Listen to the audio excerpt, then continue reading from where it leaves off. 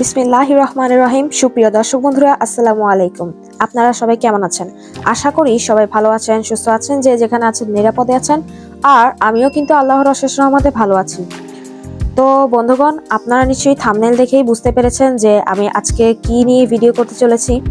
হ্যাঁ বন্ধুগণ, আপনারা ঠিকই বলেছেন। আমি আজকে একটি নিয়ে এসেছি হারভেস্টিং ব্লগ, এবং একই সাথে আমি আমার গার্ডেনের যেই আপডেট সেটাও কিন্তু দেখিয়ে দেব। তো আজকের ভিডিওটা আশা করি আপনারা উপভোগ করবেন, যতই বড় হোক কোনো সমস্যা নেই। আজকের ভিডিওটা আপনারা উপভোগ করবেন ইনশাআল্লাহ। তো চলুন তাহলে ভিডিওটা শুরু করা যাক, ঠিক আছে? আর এইদিকে আপনারা দেখতে পাচ্ছেন পুরো বাগানটা আমি একটু দেখিয়ে দিচ্ছি। আর এই যে এখানে আসল আকর্ষণ বেগুন কাটা দিয়ে শুরু হলো আজকের হারভেস্টিং। আশা করি কোথাও কিন্তু ছেড়ে যাচ্ছেন না, ঠিক আছে?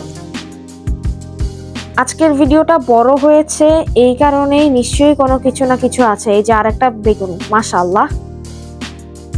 আমার চোখে দেখা এত বড় ভিডিও আমি এমনি করি না।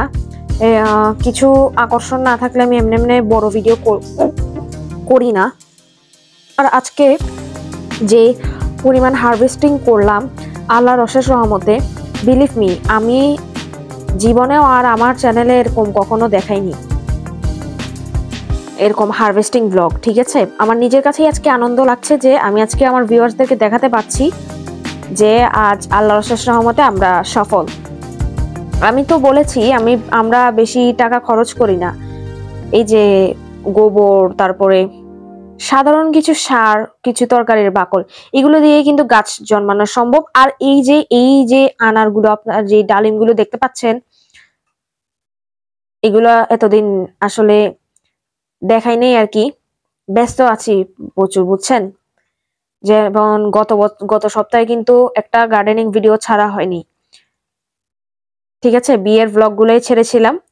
আর লাস্ট যেই বিয়ের ব্লগটা, এটার লিঙ্কটা আমি দেখি কমেন্টে অথবা ডেসক্রিপশনে দিয়ে দেব যদি সময় পাই। তো আপনারা সেখান থেকে দেখে নিতে পারেন, অথবা এন্ড স্ক্রিনে আপনারা পেয়ে যাবেন এই ভিডিওটা।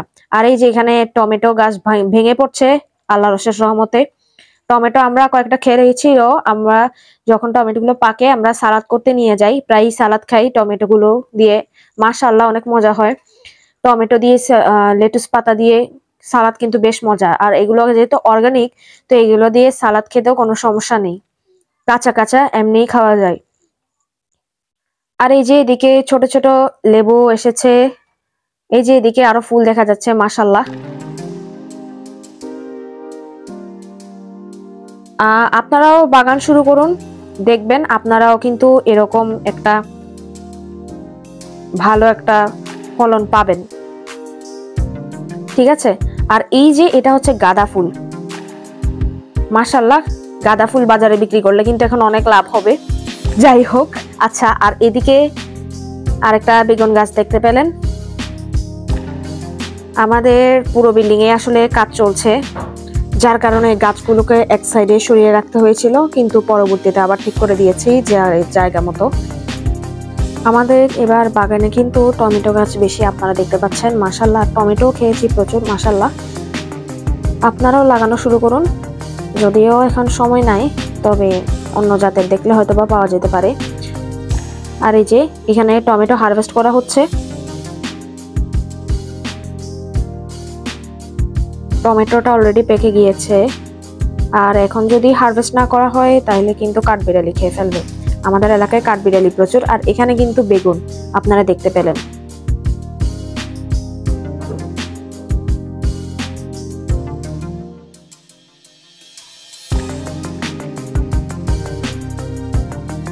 আর এই যে এদিকে আরেকটা বেগুন ঝুলছে, আপনারা নিজেরাও দেখেছেন।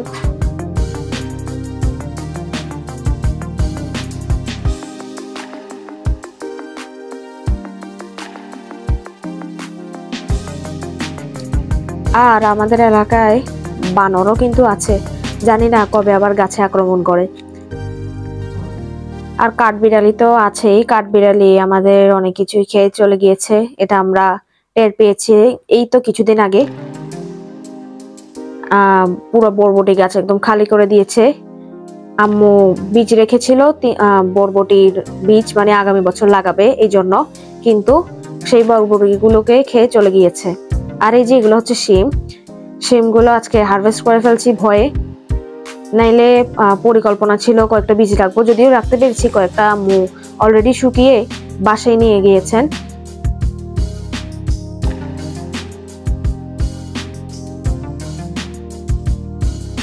আর আপনারা দেখতেই পাচ্ছেন আমরা কি পরিমাণ হারভেস্ট করছি। আলহামদুলিল্লাহ, আপনারা এভাবে শুরু করুন। প্রথম হয়তোবা ব্যর্থ হবেন, বিজ্ঞানের যেহেতু প্রথমেই তো আর কেউ সবকিছু পারে না, আস্তে আস্তে করতে করতে শিখবে। তো আপনারাও শুরু করুন, কেননা আপনারা দেখতে পাচ্ছেন বাজারে যেসব তরকারিগুলো বা সবজিগুলো হয় সেগুলো সবই নন অর্গানিক, আর এগুলোর দামও বেশি। দাম বেশি দিয়ে আপনি নন অর্গানিক খাচ্ছেন, আর এখানে আপনি কম দামে চাষবাস করে নিজের ক্ষেত থেকে অর্গানিকটা খাচ্ছেন। কোনটা ভালো? অবশ্যই যেটা অর্গানিক খাচ্ছেন সেটাই তো, না?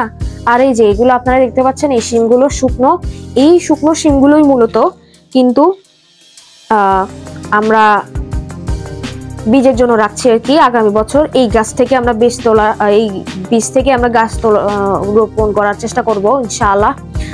আপনারাও এরকম ট্রাই করতে পারেন। শিম কিন্তু প্রচুর হয়, আমি আবারও বলছি। আর শিমের বিচি দিয়ে যদি কোনো তরকারি রান্না করা হয়, উফ, সেটা তো মানে সেরকম একটা মজা।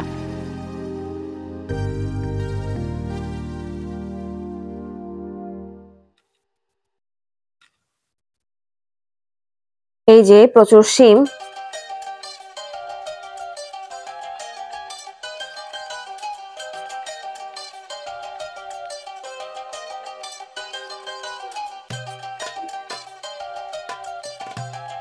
আজকের ভিডিওটা এত বড় করার চেষ্টা ছিল না, আসলে ইচ্ছেই ছিল না আমার এত বড় করার, কারণ আমারও নিজেরও তো সময় নষ্ট হয় না যে আমি এত বড় ভিডিওতে ভয়েস ওভার দিচ্ছি, এটাও কিন্তু আমার সময় নষ্ট হয়। কিন্তু দেখলাম যে কোনো অংশই কাটাছেঁড়া করা যাবে না, কারণ এখানে প্রতিটা অংশই আপনাদের জন্য ইম্পর্টেন্ট, এবং প্রতিটা অংশই কিছু না কিছু টিপস, কিছু না কিছু শিক্ষণীয় বিষয় আপনাদের জন্য রয়েছে। তো আমি মনে করি পুরো ভিডিওটা স্কিপ না করে আপনাদের দেখা উচিত, ঠিক আছে?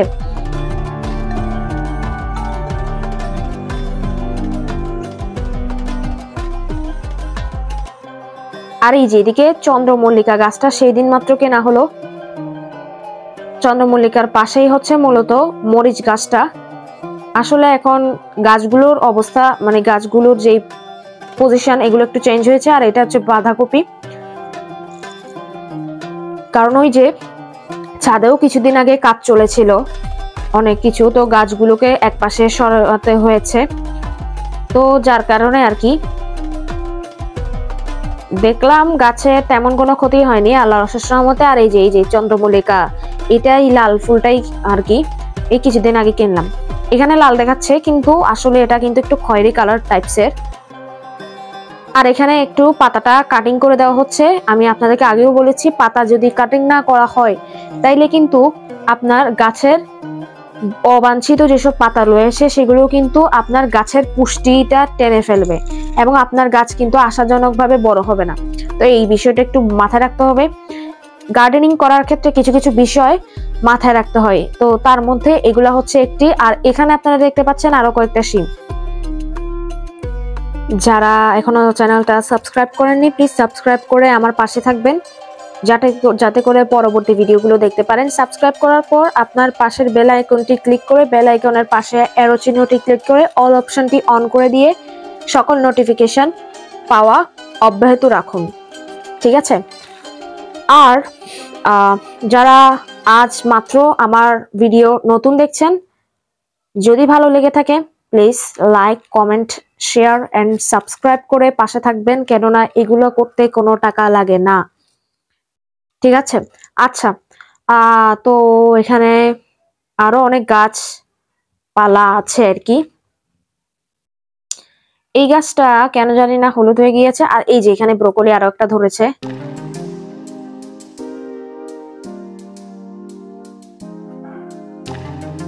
আর এই যে এই মরিচগুলো পেকে গিয়েছে।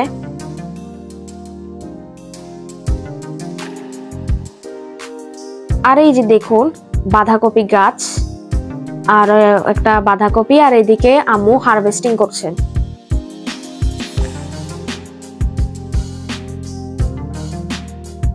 একটা জিনিস মাথায় রাখবেন, ফুলকপি বাঁধাকপি এই দুইটা জিনিস কিন্তু সব সময় পুরো মূলটা সহ উঠিয়ে ফেলতে হয়, ঠিক আছে? কারণ একটা গাছ থেকে আর কখনোই হওয়ার সম্ভাবনা নেই। কিন্তু ব্রোকলি গাছে কিন্তু উঠানো যাবে না। ব্রোকলি গাছে পাশাপাশি আপনার আরো কয়েকটা ব্রোকলি ধরে কিন্তু। আর এই যেখানে ব্রোকলি যেগুলো পরে ধরবে ওগুলো কিন্তু এত বড় হয় না, কিন্তু তাও হবে যে এটাই তো অনেক না। আচ্ছা, আর চেষ্টা করবেন ব্রোকলি গুলো ফাটার আগেই, ব্রোকলি ফুলকপি বাঁধাকপি এই তিনটা জিনিস ফাটার আগেই, রং কালচে হওয়ার আগেই ফ্রেশ একদম হারভেস্ট করে ফেলতে, তাইলে সুবিধা হবে, ঠিক আছে? 2-3টা ব্রোকলি কিন্তু আজকে একসাথে হারভেস্ট করা হলো, কারণ 2-3টা ব্রোকলি মাশাআল্লাহ কিন্তু পরিপক্ক হয়ে গিয়েছে। আমি এতদিনে খেয়াল করলাম না, হঠাৎ করে কালকে আম্মুকে বলছি যে আম্মু এগুলো তো হারভেস্ট করার উপযোগী হয়ে গিয়েছে। আম্মু বলে যে আচ্ছা ঠিক আছে, হারভেস্ট তো এমনি করবো না, তোকে তো ভিডিও করা লাগবে। আমি বলছি আচ্ছা ঠিক আছে, সমস্যা নাই, ভিডিও করব আমি। এই যে আর এই যে এদিকে আপনারা দেখতে পাচ্ছেন আরো একটা বাঁধাকপি মূলত মোটামুটি বেঁধে গেছে। আর এই যে এদিকে আরেকটা টমেটো গাছ, টমেটো গুলো ঝুলছে।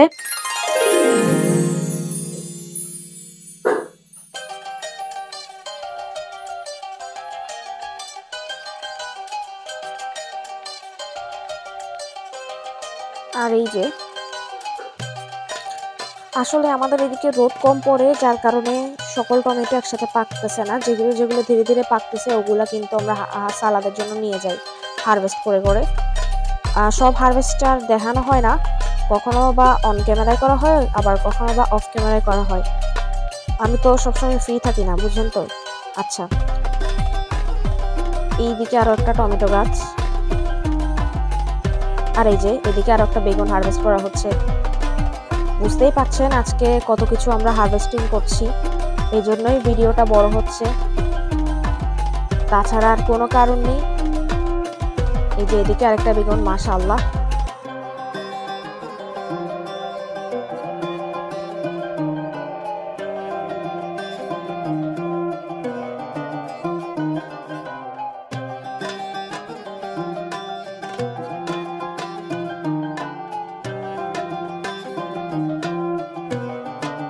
আর এই যে এইগুলা মেবি অন্য জাতের গাছ, কারণ আপনারা টমেটোর আকার প্রকারগুলো দেখেন, এগুলো খুব চ্যাপ্টা টাইপসের টমেটো। আর এগুলো কিন্তু আরো বড় হয়ে একদম দেখতে বাজারের টমেটোর মতো মনে হবে, কিন্তু নিজের চাষ করা টমেটো খাওয়ার মজাটাই আলাদা।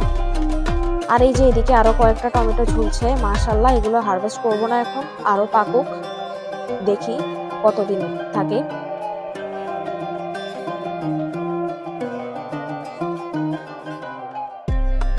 যদিও আজ বসন্ত চলে এসেছে, কিন্তু এখনো এই এলাকায় একটু ঠান্ডা রয়েছে। বিশেষ করে সকালটায় যখন রাস্তায় বের হই তখন টের পাই এখনো ঠান্ডা। এই জন্য এখনো গাছগুলো মোটামুটি বেঁচে রয়েছে আল্লাহর অশেষ রহমতে। আর এখানে দেখলেন তো আরো কয়েকটা ফুল এসেছে। এই যে আপনাদেরকে ভালো করে দেখিয়ে দিচ্ছি সবকিছু।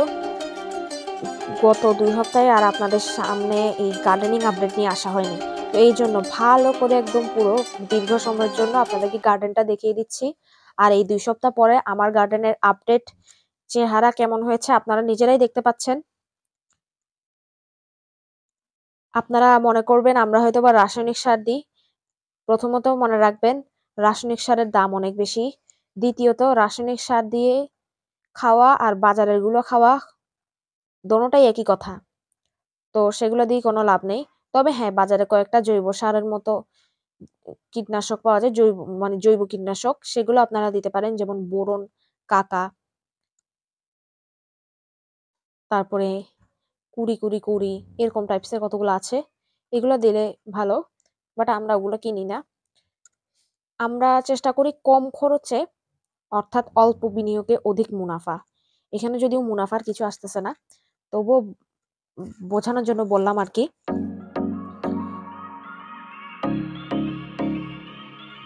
আর এই যে অনেকদিন পর শাক হারভেস্ট করা হচ্ছে, এগুলো হচ্ছে পালং শাক। আর এই পালং শাকগুলো আজ রান্না করা হলো, খেতে খুব টেস্টি হয়েছে। আমার কাছে সাধারণত শাক খেতে এত ভালো লাগে না, কিন্তু আম্মু ডাল দিয়ে রান্না করেছে, খুব মজাই হয়েছে। কারণ ওই যে বাজারের আর অর্গানিকের মধ্যে তো পার্থক্য আছে না, সেটা যেমন হেলথ ইস্যুসের ক্ষেত্রেও পার্থক্য আছে, তেমনই কিন্তু টেস্টের ক্ষেত্রেও পার্থক্য আছে। অনেক মানে অনেক মজা, এটা মানে আলাদা বোঝা যায় যে এটা যে অর্গানিক। আর এইদিকে বিটরুটের গাছ রয়েছে।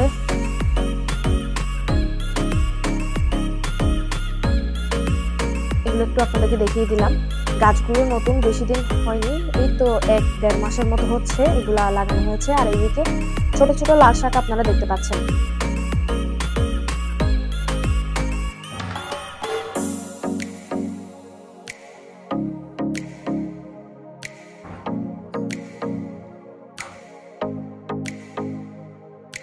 এখানে ছোট ছোট ধরছে দেখা যাচ্ছে।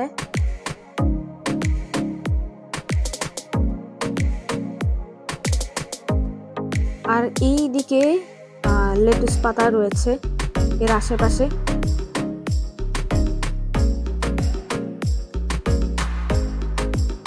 লেটুস পাতা আর টমেটো দিয়ে সালাদ খেতে কিন্তু খুবই মজা,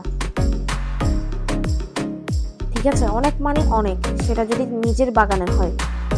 আর যদি বাজার থেকে কিনে খান, তাইলে আমি বলবো যে সালাদ খাবেন না, এমনি রান্না করে খান। কারণ সেই সব কীটনাশক দেওয়া, রাসায়নিক কীটনাশক সার দেওয়া সবজি যদি আপনি নিজে কাঁচা খেতে চান, তাহলে সেই ক্ষেত্রে আপনার অনেক হেলথ ইস্যুস হবে। আর এই যে বসন্তের আগমনী বার্তা, সেই গোলাপ খাইনি, বসন্তের আগমনী বার্তা, এটাও কিন্তু সেই দিনই কিনলাম, একদম নতুন। এই গোলাপগুলোর দাম কিন্তু অনেক।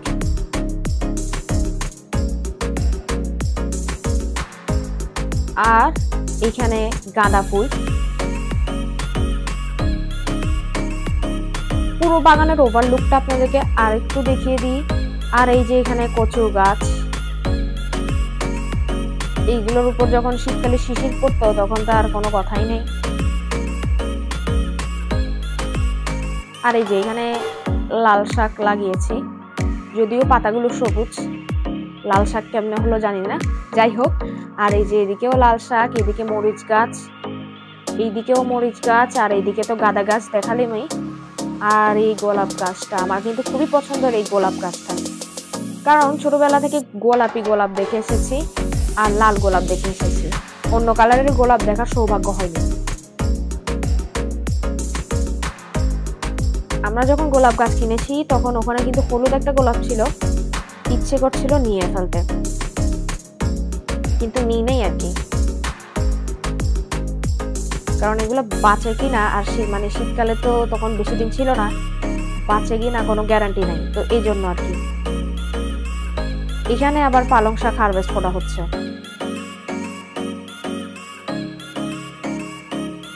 পালং শাক রান্না করার সময় আর কিছু লাগবে না, জাস্ট অল্প একটু ডাল দিবেন, ডাল দিয়ে রান্না করে দেখবেন কত সুস্বাদু হয়।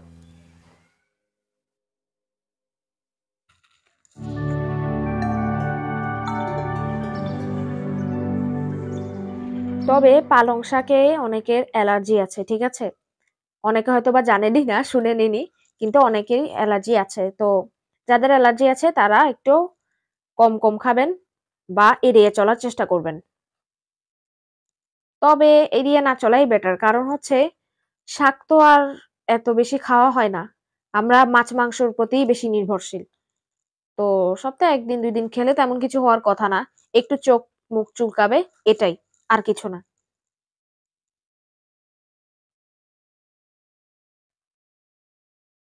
আর এই ফলমূল, এই শাকসবজি, এগুলো কিন্তু চোখের শান্তি, কারণ নিজেদের ক্ষেতের, ঠিক আছে, নিজেদের ছাদ বাগানের।